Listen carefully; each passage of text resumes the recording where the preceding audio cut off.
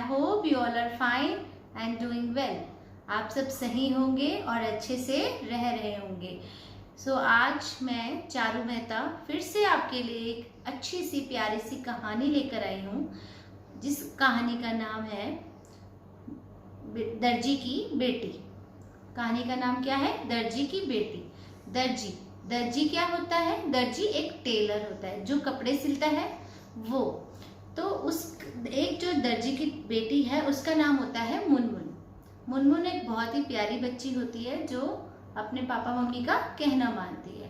तो दर्जी की बेटी, और दर्जी का क्या होता है, दर्जी बहुत मेहनत करता है, पर वो क्या उसके पास इतना पैसा नहीं कमा सकता, पर वो जितना पैसा कमाता है वो लोग अपने घर में बहुत खुशी खुशी रहते हैं।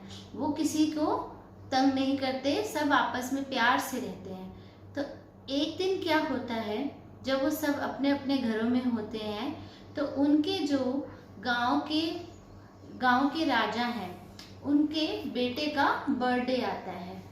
बर्थडे आने से पहले उनके गांव में उनके राजा का एक मंत्री आकर सारे गांव के बच्चों को निमंत्रण देता है।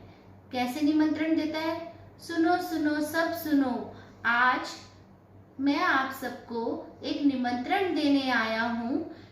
महारानी के पुत्र का, राजकुमार का जन्मदिन है। आप सब बच्चों को उस जन्म दिवस पर राजमहल में पार्टी दी जाएगी। सारे बच्चे बड़े खुश होते हैं कि राजकुमार ने हमें महल में बुलाया है पार्टी देने के लिए। तो वो सारे बच्चे खुश होते हैं, वो सुनते हैं, सारे खुश होकर बातें करने लगते हैं और वो मंत्री वहां से बोलकर चला जाता है निमंत्रण देके। तो सारे बच्चे बड़े खुश होते हैं कि हम सब अब राजमहल में जाएंगे।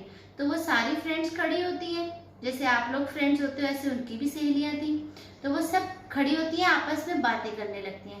कहती हैं, अच्छा बता तू क्या पहन के जाएगी? ऐसे करती है ना सारी लड़कियां भी, गर्ल्स ऐसे करती हैं ज्यादा कि हाँ अब तू क्या पहन के जाएगा, मैं क्या पहन के जाऊंगी।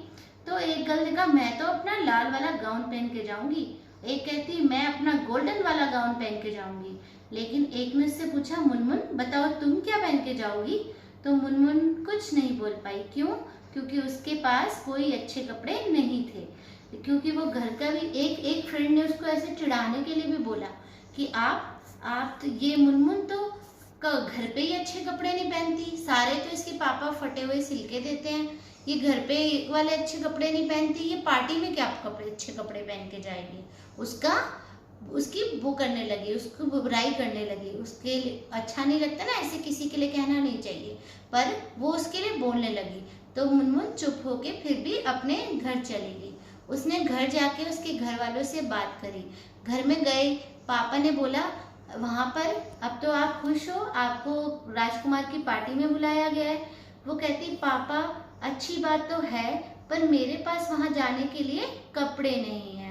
तो उनके पापा ने कहा, हाँ मगर मैं भी आपको इतना महंगे कपड़े नहीं दिला सकता अभी, और अभी मेरे पास पैसे नहीं है इस चीज के लिए। उसने भी अपने पापा को कुछ नहीं बोला। उसने अपने पापा को बोला, ठीक है पापा, और वो अपने कमरे में चली गई। पर वो ना जाने की वजह से थोड़ी उदास तो थी, क्योंकि सारे गांव के बच्चों ने जाना था और वो नहीं जा पा रही थी। क्यों? क्योंकि उसके पास कपड़े नहीं थे। पर वो पूरी रात थोड़ी सी परेशान रही और फिर सो गई। जैसे ही वो सुबह उठी, सुबह उठ के उसका रोज का रूटीन था, रोज का उस घूमने का था कि वो रोज एक जंगल में जाकर सारे पक्षियों के, पेड़ पौधों के साथ खेलती थी। तो वैसे ही वो जंगल में सुबह सुबह चली गई। जंगल में गई तो वह पहले खेलने लगी पशु पक्षियों के साथ और पेड़ पौधों के साथ। फिर वो जब थक गई तो उसने सोचा कि अब मैं थक गई और मुझे गर्मी लग रही है, तो मुझे किसी पेड़ की छांव के नीचे जाकर बैठ जाना चाहिए। तो वहां पे एक बहुत बड़ा बरगद का पेड़ था जो काफी साल पुराना था। तो वो बहुत बड़े बरगद के पास जाके उसके नीचे बैठ गई ताकि उसको वहां पे ठंडक मिल सके। तो जैसे वो वहां पे बैठी, तो अकेले बैठी थी, अकेले बैठते ही उसको याद आ गया और वो उदास होके रोने लगी। उसने किसी को नहीं बताया था, पर वहां पेड़ के नीचे उदास होके रोने लगी। तो इतने में पेड़ से आवाज आई, ये क्या बात, मेरे पेड़ के नीचे बैठ के कोई रो रहा है? ऐसा तो कभी नहीं हुआ कि मेरे पास आके तो लोग ठंडी हवाएं लेते हैं, पर ये बच्ची रो रही है, इतनी प्यारी बच्ची। तो वो कहती है कौन बोला कौन बोला। उसने इधर उधर घूमा, वो कहता आप ऊपर देखो मैं बोल रहा हूँ। जैसे ही वो ऊपर देखती है तो वहां पर एक पेड़ होता है जो बोल रहा होता है। वो कहती अच्छा आप बोलते भी हो। कहते यहाँ पर सब जीव जंतु बोलते हैं, लेकिन हम उन लोगों से बोलते हैं जिनका मन साफ होता है उनके, और उन्हीं को हम अपने जंगल में अच्छे से आने देते हैं, नहीं तो हम अपने जंगल में और किसी को आने नहीं देते। जो पुराने जंगल होते हैं वहाँ पर पेड़ पक्षी पशु सब एक दूसरे की हेल्प करते हैं। और उन्होंने बताया कि आप एक अच्छी लड़की हो, आपका दिल बहुत अच्छा है, आप रोज हमारे यहाँ पे आके सबके साथ खेलती हो, तो ये मैं देखता हूँ, इसलिए आज मैं तुमसे बोला क्योंकि कभी मैंने तुम्हें रोते हुए नहीं देखा। तो अब आप बताओ आप रो क्यों रहे थे। फिर भी मुनमुन ने उन्हें कहा नहीं नहीं, मैं आप लोगों को परेशान नहीं करना चाहती, मैं तो बस ऐसे ही रो रही थी।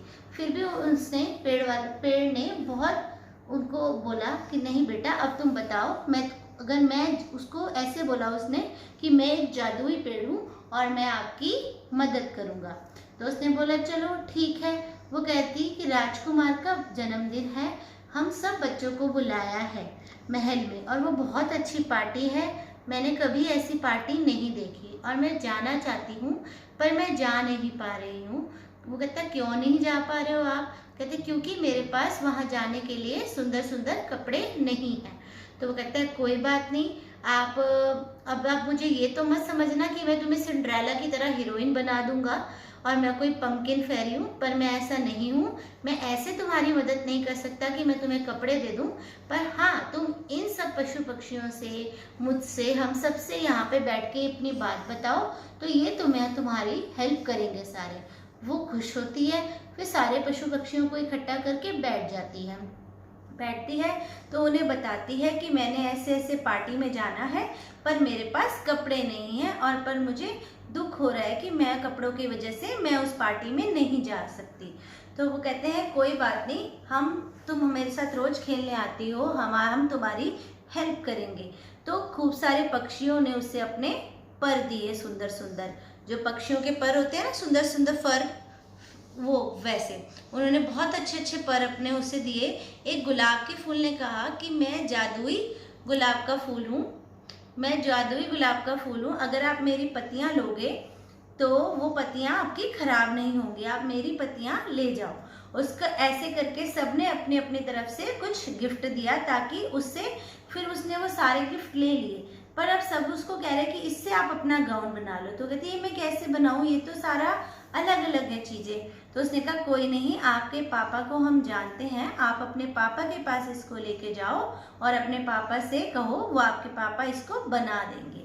कहती ठीक है। वो जैसे ही भागती भागती जंगल से अपने पापा के पास जाती है। वो जैसे ही अपने पापा के पास जाती है वैसे ही अपने पापा को दिखाती है, पापा ये देखो इतना सारा सामान मुझे जंगल वाले फ्रेंड्स ने दिया है। बोलते जंगल वाले कहते जो मैं जिनके साथ रोज खेलने जाती हूँ पशु पक्षी, उन सब ने मुझे ये सामान दिया है गाउन बनाने के लिए। तो पापा प्लीज आप मेरा इसका गाउन बना दो, अगर आप बना सकते हो तो। उनके पापा पहले तो सोच में पड़ गए कि अरे अब मैं इसको क्या बोलूं और मैं कैसे बनाऊं। तो कहते हैं, फिर थोड़ी देर में वो सोचते हैं, फिर बोलते हैं चलो बेटा मैं पूरी कोशिश करूंगा, लेकिन मुझे कुछ समय चाहिए होगा और अगर इसमें और चीजें चाहिए होंगी तो वो कह रहे उसने बोला मुनमुन ने कि मैं ला दूंगी। तो कहते ठीक है। तो उसके पापा ने कोशिश करी कि मैं इसके लिए अच्छा सा गाउन बनाना शुरू करूं। वैसे ही उसके पापा ने गाउन बनाना शुरू किया।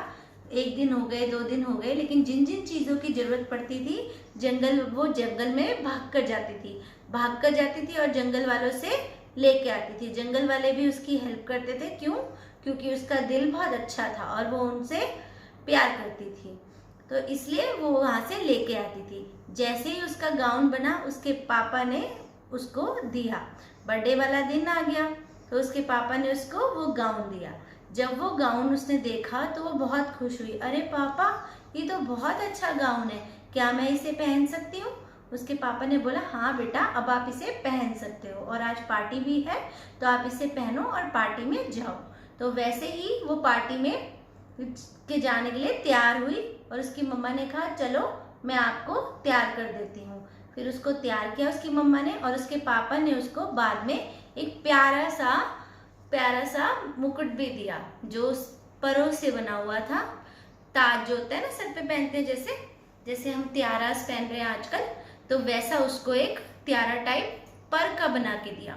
तो वैसे उसको पहना तो वो बहुत ब्यूटीफुल लग रही थी। तो उसके पापा बोलते इतनी प्यारी लड़की तो मैंने आज तक नहीं देखी, बहुत प्यारी लग रही हो। वो बहुत खुश होती है और वो जैसे ही घर से बाहर निकलती है बहुत खुश होती है, एक ठंडी सी ऐसी वो करती है कि आज मैं बहुत अच्छी लग रही हूँ। तो जैसे ही घर के बाहर निकलती है, ऊपर आसमान में 3 तारे आ जाते हैं। 3 तारे देखते हैं, अरे वाह इतनी ब्यूटीफुल लड़की, इतनी सुंदर लड़की। तो वो कहते हैं ये इसके तो बहुत अच्छा गाउन है, इसके तो वाइट परों वाला गाउन है, बड़ा सुंदर है। तो वो कहते हैं मैं इसको एक तारा कहता है वो वाइट होता है, एक तारा कहता है मैं इसको ना और भी सुंदर बना सकता हूँ। दूसरे जो गोल्डन स्टार्स होते हैं वो कहते हैं कैसे, आप इसको कैसे और सुंदर बना सकते हो? कहते हैं मैं अपना इसको स्टार डस्ट देके और भी चमका सकता हूँ, क्योंकि ये वाइट ड्रेस में है। तो वो क्या करते हैं, उसके पास आते हैं, नीचे उसको अपना स्टार डस्ट देते हैं, वो और शाइन करने लग जाती है उसकी ड्रेस। वो खुश होती है, लेकिन उसको पता नहीं होता, पर वो खुश होती है कि मेरी ड्रेस शाइन कर रही है। और वो वहाँ चली जाती है राजमहल में। जब वो राजमहल में जाती है तो सारे उसको देखते रहते हैं, ये कौन लड़की है, ये कौन लड़की है। जैसे ही सब उसको देखते हैं, उसकी फ्रेंड्स देखती हैं, कहती हैं अरे ये तो मुनमुन है, इसके पास इतने महंगे कपड़े कैसे आए, ये तो बड़ा सुंदर गाउन पहन के आई है। सारी पार्टी के लोग उसको देखते हैं और उसकी तारीफ करते हैं कि आप बहुत सुंदर लग रहे हो। इतने में राजकुमार और राजकुमार की मम्मा जो रानी होते हैं वो देख लेते हैं। वो उसको बोलते हैं अरे ये तो बड़ी प्यारी लड़की है। फिर वो अपने सिपाही को बोलते हैं इतनी प्यारी लड़की है, इसको ऊपर ले आओ। क्योंकि राजकुमार क्या कहते हैं कि मम्मी क्या मैं इस लड़की को बुला के केक कटवा सकता हूँ? तो उसकी मम्मा कहते हैं हाँ। तो उसको ऊपर बुलाते हैं अपने पास, और उस पार्टी की पूरी रौनक ही मुनमुन बन जाती है।